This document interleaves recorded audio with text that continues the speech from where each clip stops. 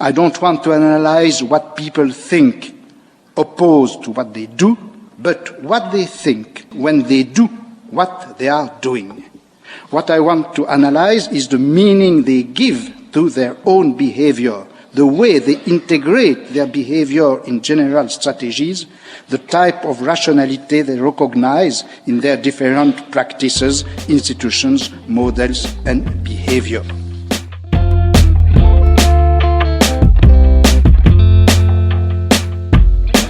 Welcome. I'm Ben Boyce, and this is the Dr. Junkie Show.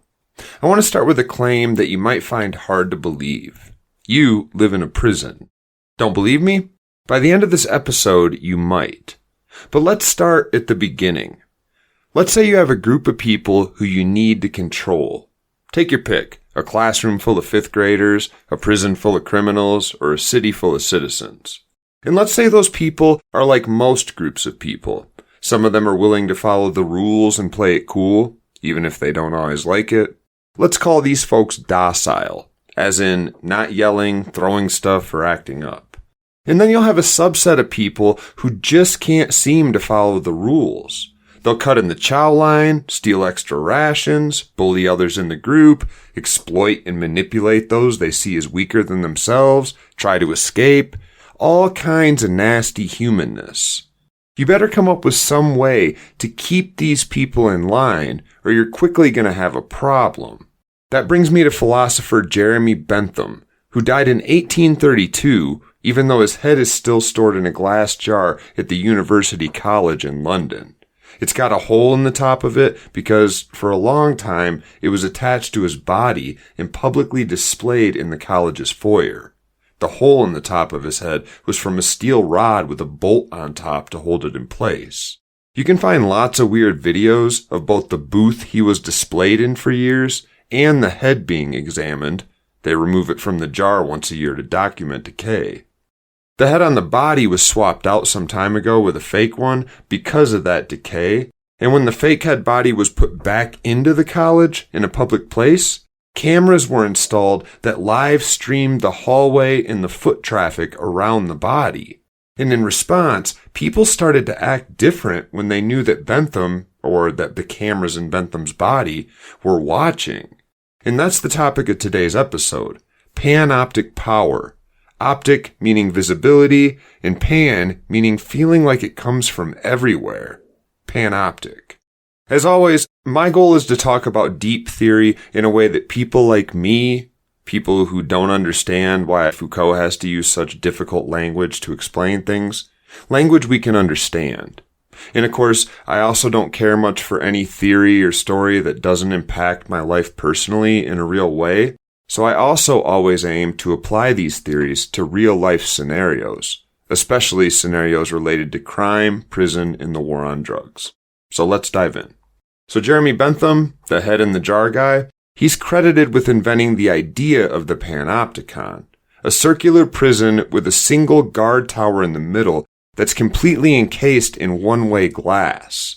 You can see out of the guard tower, but you can't see in. Now, if you build the cells with all the doors facing inward toward the guard tower, you can effectively surveil every inmate in that prison with just one guard, said Bentham. But it gets better than that, because the shape of the structure, the building, and the one-way glass that restricts inmates from looking in, from knowing whether they're being watched right now or not, that design forces the inmates to assume that they're always being watched. It becomes a mental game. You can look at the tower all you want, but you'll never know if someone is looking back at you right now. And the real magic? Eventually you don't even need a guard in the tower. The inmates will discipline themselves under the assumption that they're being watched. In other words, you can build a system in such a way as to control the behavior and the beliefs of those within it.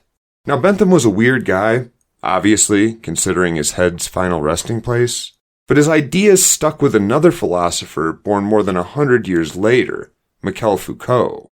In the 1970s, he used Bentham as a kicking off point for what's perhaps his best-known book, called Discipline and Punish, The Birth of the Prison. Foucault grabs this idea of prisons shaped in a circle, a panopticon as Bentham called it, And he says, yeah, Bentham's right, but his theory of architecture influencing behavior is much bigger than just in a prison environment. The entire world now works like a panopticon, said Foucault. We don't need the circular structures and the guards threatening us with solitary confinement anymore, because we now fear oversight and surveillance no matter where we're at. We expect it so much that we largely discipline ourselves to avoid the embarrassment of getting in trouble. Now let's play with that idea for a minute, because it sounds extraordinary, but it's actually pretty easy to spot. You're running late to a meeting with an important person, and as you walk from your car to the building, you think to yourself, is my zipper undone? Of course you'd be embarrassed if it wasn't someone noticed. In fact, you're kind of embarrassed already because in your mind, someone might already have noticed. A stranger in that car that just parked, a rider on the bus you just walked past, a surveillance camera with a curious operator and an incredible zoom lens. Why do you care if your zipper is undone? Well, because it's kind of a rule that we all follow to help other people feel more comfortable, because it's awkward to sit next to somebody whose shirt is curly-cued through their belt line. But there's even more panoptic power at work, because chances are you also won't feel comfortable checking your zipper in public, or even looking down at it, because that, too, is part of our cultural code. The rules say zip up before you present yourself to the public. Be a docile, obedient body. Follow the rules and do it right the first time or you will be surveilled, outed, and disciplined. That's Foucault's theory. Now, what does he mean by discipline? I mean, given our example, it's unlikely a cop is going to come flying up on you, lights and sirens blaring, and arrest you for failing to properly secure your zipper or for checking it in public. But you might get a side eye or a snicker from two teens you didn't notice exiting a nearby vehicle. A kid on that bus pointing at you and sticking out his tongue. And in real time, in your mind, you have to balance that fear with the possible discipline of this important person who might actually see your pants unzipped if you turned out to be right, and if you don't check them. I mean, maybe you won't get that promotion next year, or maybe they'll choose someone else to handle that important project next month. Oh no. Discipline takes place largely in our heads nowadays. We panoptically discipline ourselves under the assumption that we're always being watched from every angle. Now this presents a huge question. If it's not me, then who gets to decide which things I self-discipline for and which things I don't care about? If I thought, maybe I left my wipers on when I turned the car off, or did I put my keys in the same pocket as my cell phone? I better change them to avoid scratching the screen. Or a whole lot of other hypothetical thoughts that go through all of our minds all the time, the guilt and self-discipline wouldn't have showed up. I wouldn't care if anyone saw me switch my keys from one pocket to the other because I don't live in a culture where that sort of behavior is disciplined. It's not on the list. Now, could someone add that to the list of don't do this in public, the list the zipper is on, if they wanted? Could they make me feel ashamed for forgetting to turn off my wipers or for switching my keys from one pocket to the other in public? Foucault's theories are far-reaching, but his main goal in life seemed to be refusing to be governed by any of these pre-existing, non-chosen institutional forces of panoptic power. This is allowed and this is not allowed, says society. But Foucault says the more we say, fuck that, I'm going to do it even if it's not allowed because I want to, the more we achieve freedom. And in many ways, he lived by that commitment. He frequented sadomasochist sex clubs in San Francisco, and he eventually died of AIDS before completing what might be his most controversial work, The History of Sexuality, in which he suggests that even our taboos and norms about sexuality, things like the age of consent, sexual assault, gay and straight, they are all socially constructed and should therefore be challenged. In 1978, Foucault was smoking opium, and he was hit by a car. He had what he described as a near-death experience that made him realize there's no need to fear death. And in a weird way, that seemed to be again a snapshot of his overall career ambitions, to explain why things we take for granted, fearing death, knowing evil when we see it, conceptions of sexuality, understandings of disease and mental illness, expecting those who break the law to be punished, feeling like we should zip up our pants in public. Those things are all mental constructs that prevent us from thinking outside the box. They all exclude certain behaviors that we're not allowed to perform, beliefs we're not allowed to have. They work to mold us into what are seen as good citizens who respect the proper exclusions, the no-no spaces, declared by law or by stigma, the things they tell us we're not allowed to touch, to believe, to do. Only by criticizing, questioning, and challenging all taken for granted systems of belief and power, says Foucault, can you even get close to something like true freedom. Shaking things up by, smoking opium and maybe nearly getting killed while you're doing it, things like that quickly reveal the, quote, invisible and unverifiable nature of panoptic power, to use Foucault's words. He could see in that moment that at least one institutional belief, fear of death, supported by the church, by the medical profession, by the lack of knowledge which makes us so anxious in panoptic cultures, that it was fabricated, constructed, a complete illusion that melted away the second he challenged it. Now, at the time of that accident, Foucault had just published Discipline and Punish, that famous book I talked about a minute ago, but he'd been talking about these ideas for a long time, claiming that discourses, stories, anchored to knowledge by the glue of institutional endorsement, those are the stuff of power. His focus was institutional power, which of course means power that comes from schools, prisons, hospitals, churches, institutions. But his theory that discourses legitimize or stigmatize behavior, that the stories we tell ourselves and others about the world defend what would otherwise often be ghastly treatment of others, that theory goes much further than just institutions. It's everywhere. It's also pretty easy to spot.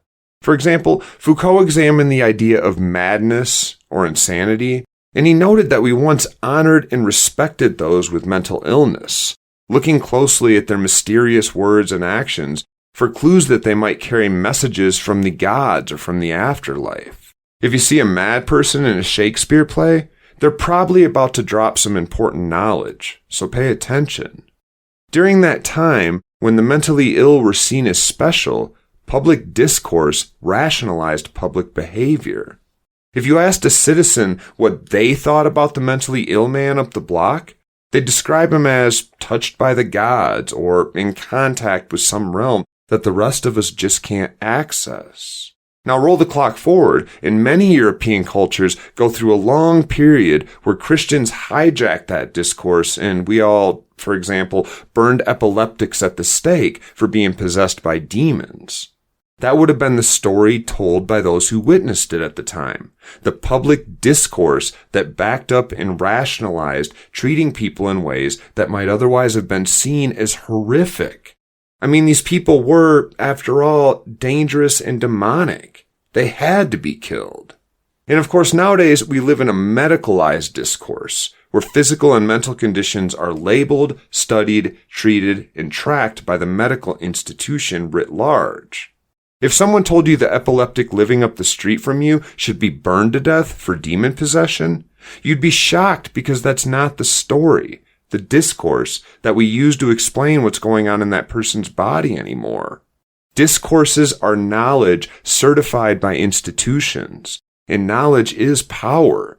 If you're a priest who's coming to burn an epileptic, the fact that the public and the powers that be have the same story you do, the same discourse, that gives you the authority to burn. Foucault would here, too, point out that the most visible forms of power are those that excluded, that said no. Power that said, you are not allowed to be here on earth if you do that unacceptable thing. Zip up your pants before you leave the house. When power is productive, on the other hand, when it tells us what we should do instead of what we should not do, it remains mostly cloaked in normativity. It just feels like that's the way things are. That's how you control a group of people. You trick them into controlling themselves by making them feel compelled by unseen forces to behave in certain ways and to not behave in other ways. Now think about how we remember criminals in the United States. We often heroize them in an odd way, almost like we see in them something that was not available to most of us, an ability to tell their own story, their own discourse, that is often so far outside of the norm that it lands them in prison or even the morgue. Billy the Kid, Al Capone, Jeffrey Epstein, Jeffrey Dahmer, Charles Manson, BTK, they all have this sticky fame attached to them that bears fruit in the way of, wait for it, discourse. Movies, books, articles, news exposés. And those discourses, according to Foucault, must back up and get in line with the status quo institutional discourse of the time. The agreed upon story of our era that one must remain within the bounds of if you want to avoid discipline from other institutions. In the case of criminality, another label Foucault focused on a lot because it, too, has changed so much over the decades. The status quo of our era says criminals should be locked up and punished, reformed cheaply if possible, and forced to conform to social norms whether they're ever released or not. Because of that, you can't publish a book that praises BTK's killings of innocent people or labels him as normal or heroic. But you can publish a book that pathologizes BTK, that classifies him as outside the norm using institutional labels that gain their power from institutional affiliations. Psychology says he was a narcissistic psychotic. Neurology says he had frontal cortex damage that inhibited his ability to accurately consider consequences. Religion says he was tempted by the same forces that the rest of us are tempted by, but he didn't have the strength to resist. Acceptable discourses must conform to the rules of the status quo. So Dylan Roof shoots up a synagogue, the nightly news covers the story for a couple days, then Frontline does 2 or 3 specials alongside a few books detailing the discourse of criminality and the social deviance we saw. We get the "he was a creepy neighbor" from the citizens, and the "I'd have diagnosed him with this or that" opinion from a medical professional, and the "this kid was pure evil" from the prosecutor, and the "his mother probably didn't love him" from a psychiatrist. Having gathered these scraps of socially acceptable discourse that we can all use now to adequately explain this event, we simply move on. The discourses survive way longer than the people they describe, and they offer us a way to understand the next shocking challenge to the status quo that we come across, the next mass shooting.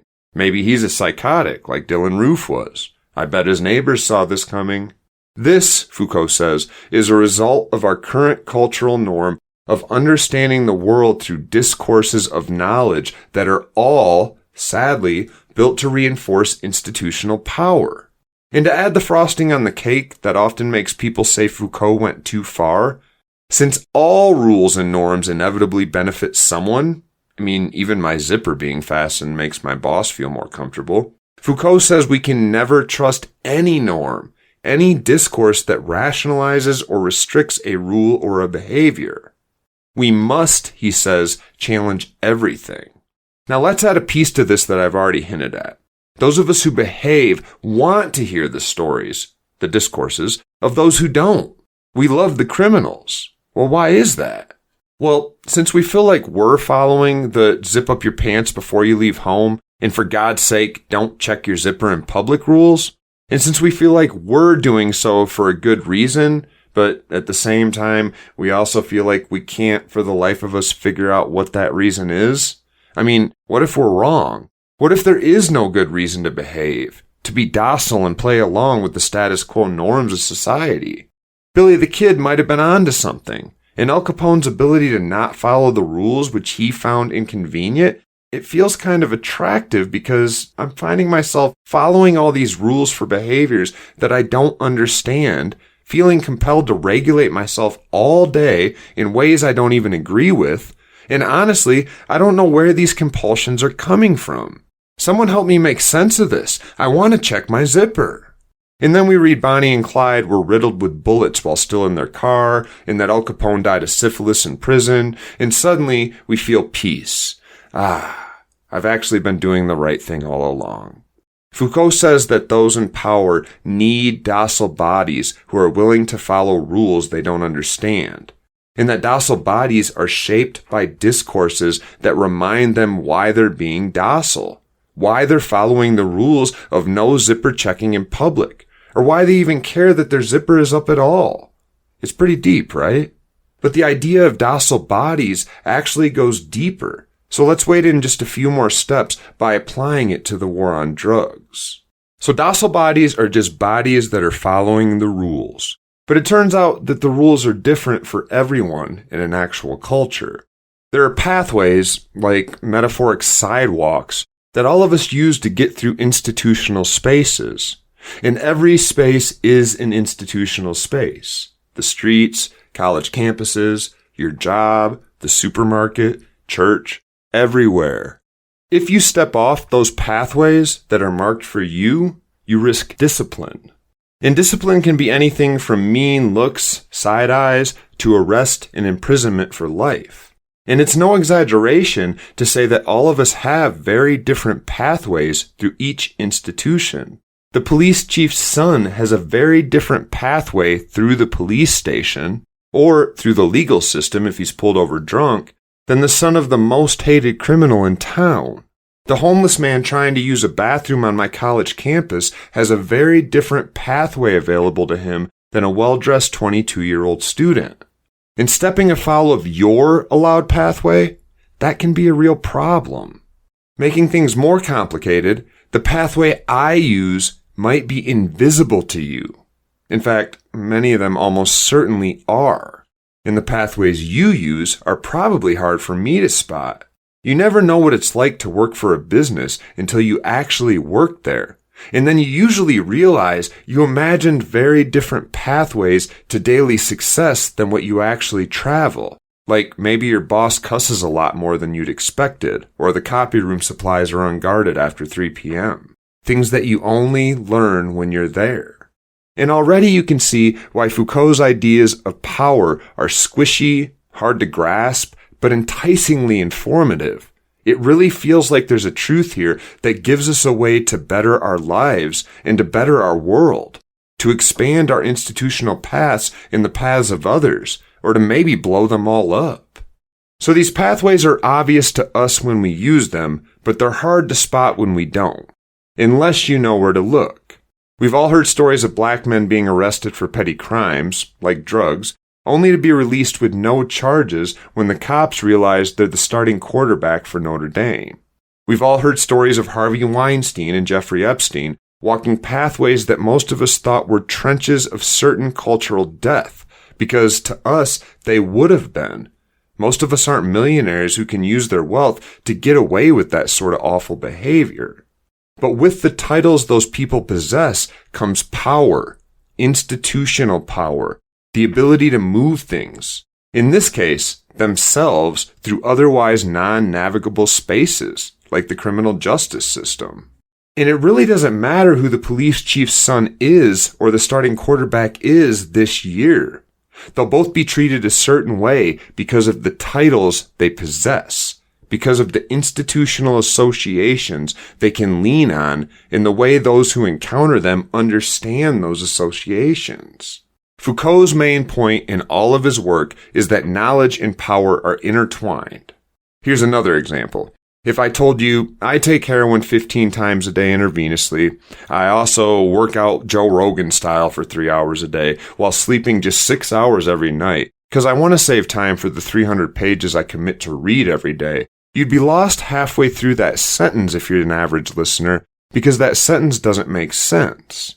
In your mind, unless you've had personal life experience that challenged the status quo story that's currently offered by institutional power, you probably think heroin users can't do those things. The acceptable discourse of heroin use has borders in your mind's eye, edges that cannot be crossed without firing your bullshit detector. If I'd have said, I take heroin and I drink 3 sodas a day, or I take heroin and I sleep 10 hours a night, your bullshit detector wouldn't have gone off because our public narratives about heroin use make lots of space for sleeping too much and for drinking soda. Those things are within the discourse borders that you're familiar with regarding heroin use. But reading, working out, sleeping less and not more, Come on, Dr. Boyce, you're pulling my leg. According to Foucault, when it comes to how power works nowadays, that's it. I mean, positions like president, executive, and business owner exist, but when you take a deeper look at why these institutional positions work the way they do, it's easy to spot the foundational role of institutional-backed knowledge. How I feel and what I believe informs how I treat people. It doesn't really matter who fills the role of president or CEO or business owner at any given moment. The knowledge that the president, no matter who they are, can bomb my country, it impacts my decision to act. The knowledge that the CEO can overrule any decision compels me to draft my proposal to their interests. The knowledge that the owner of the business where I work has installed surveillance cameras and can fire me anytime for anything compels me to behave, and to behave according to the business owner's standards. If I know that the man who just walked in is the business owner, I'll act in accordance with that knowledge even if he doesn't own the business and I just think he does. And that's the terrifying magic of Foucault's theory. It both gives us a way to understand how power works and why things happen the way they do, but it also gives us a way to manipulate the masses, especially if the masses don't read Foucault, and they don't. Hence Foucault's seemingly extreme claim that all discourses should be challenged because all discourses benefit people who, because they're being benefited, can't help but support and try to advance those causes. Upton Sinclair, the guy who wrote The Jungle in 1905, once said when running for political office that it's difficult to get a man to understand something when his livelihood depends very much on him not understanding it. You don't have to be a bad guy to look the other way when policies or norms benefit you at the expense of others. Foucault can be a lot, but I like to use his theories as a way to play with the notion of free will, among other things. He's taking a social historical perspective in explaining why neurons work as they work without much wiggle room for freely selected choices absent any pressure from the things we experience. We can't help how we feel when someone asks us to, say, attend a dog fight or visit a loved one in the hospital. We say yes or no based on how we feel about the proposition. Per Foucault, how we feel about any proposition, kick the dog, steal that car, give $5 to the panhandler, brush your teeth before bed, pray before dinner, take some heroin because you're feeling a little down. Those feelings and the decisions that stem from them come from discourses that were created by humans to further their Nietzschean will for power, the human desire to control everything and everyone around them. Now back to those drug stereotypes. Imagine what people would have said in, say, 1875 if you tried to convince them that the morphine Grandpop was using to take away some of the pain from his old war injury, or that the cannabis tincture Aunt Bessie was drinking to help with her menstrual cramps, that these things were evil or sinful, or that they would make Granny lose her mind and kill the entire family. It would have been laughable. Drugs were widely used across the United States. They were for sale in magazines and at pharmacies without a prescription, and the people that sold and used them provided the discourse of the day for drug use. Drug users and even self-described addicted people at the time were seldom poor, they were usually employed, and they were usually involved with their families and local communities before the war on drugs began. The people who drew up the war on drugs understood a thing or two about what Foucault is talking about. They didn't try to change the discourse that we had by hammering away at the drugs we weren't afraid of, the cannabis tincture or coca wine we were drinking. Oh no. Instead, they found something we already feared, non-white people in the United States, and they duct-taped drugs to those identities. First, they renamed the chemicals. Cannabis became marijuana, morphine solution became smokable opium, coca wine and soda, available at your whites-only pharmacy until mail-order catalogs showed up, it became cocaine. And then newspapers began to report things like, for example, cocaine causes black men to become immune to bullets and start assaulting white women. Unlike the Sears and Roebuck catalog, where heroin was sold in a kit with 2 needles and a wooden carrying case for under $2 until the 1900s, These discourses of drug use were scary and racist enough to convince the U.S. public to change course in the early 1900s and to wage a war against ourselves. In the 100 years since, we've only managed to add more drugs, more stigma, and more lies to the equation. Heroin is a ghetto threat to suburbia in the 1960s and 70s. Crack is a zombie-making drug sold by teenage super predators. Fentanyls and xylazine today, both of which have long histories of safe use in medicine that were quickly forgotten by the public with the new scary government-sponsored discourse of "it will kill you, it will make you sell out your family, it's the reason our homeless problem and our overdose crisis are exploding." The beat goes on, but learning enough about power and how it works through discourse construction to challenge it, to blueprint it, to uncover it, to detail it and poke holes in it, that gives us a way to stand at the front lines of discourse evolution and to help pull the reins towards harm reduction, life enhancement, community connection. We can center the stories of drug users and reshape what that public discourse looks like. I know this episode was a lot, but it should pave the way for an upcoming episode revisiting the notion of 12-step and abstinence-only programs that do more harm than good, yet remain the taken-for-granted norm, the status quo, the discourse you're going to encounter if somebody discovers you're struggling with addiction. But that episode's for another day. Thanks for listening. I'm Ben Boyce.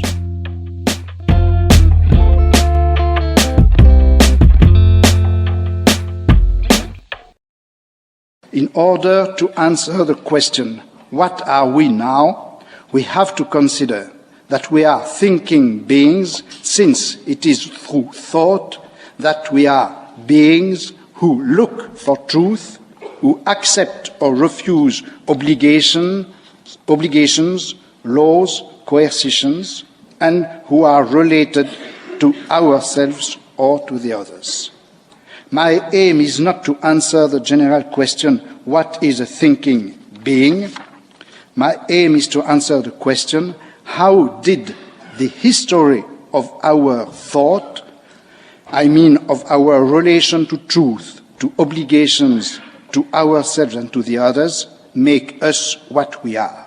In brief, how could we analyze the formation of ourselves through the history of our thought?